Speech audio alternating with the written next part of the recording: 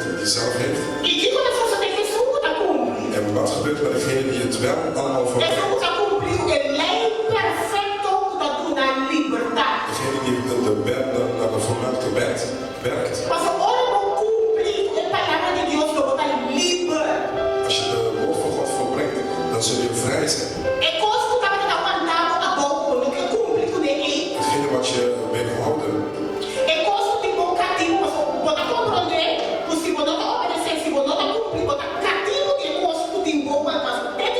Als je niet gehoorzaamt, dan ben je een slaaf van hetgene wat je vasthoudt. Als je volbrengt. Kijk en doet naar de wet die je vrijheid geeft.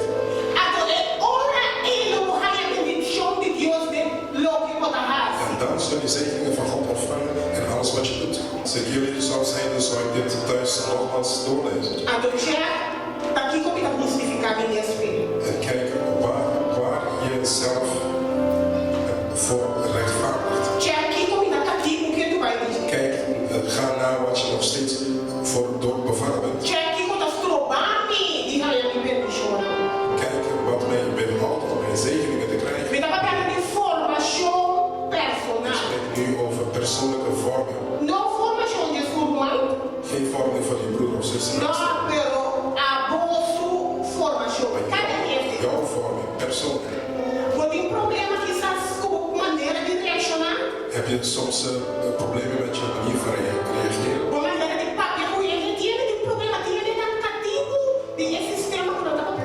Sommige mensen zijn slaaf van de manier waarop ze uiten of praten tegenover andere mensen.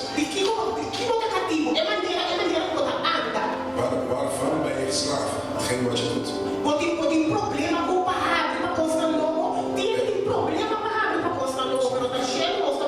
Sommige mensen hebben moeite om voor nieuwe dingen te openen, maar wij gaan wel naar heen.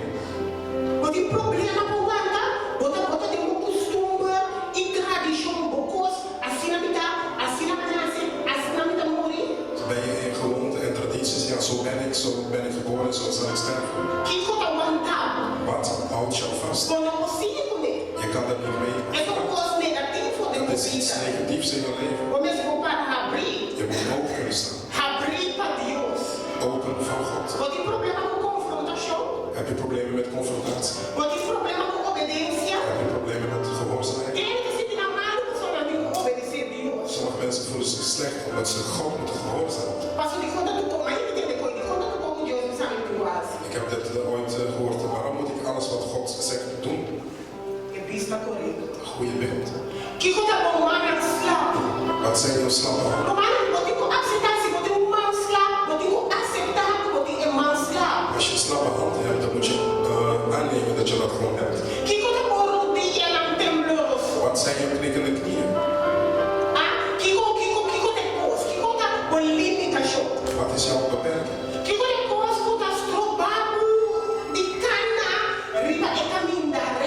Wat weerhoudt je om op die rechte pad te wandelen?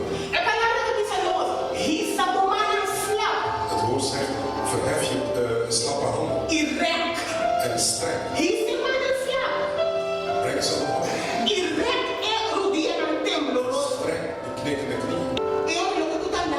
Hetgene wat verlamd is. Hetgene wat negatief is in je leven. Hetgene wat je weerhoudt. Zal niet uit balans vallen. Maar zal genezen. En jij moet kiezen om jouw slappe hand omhoog te nemen.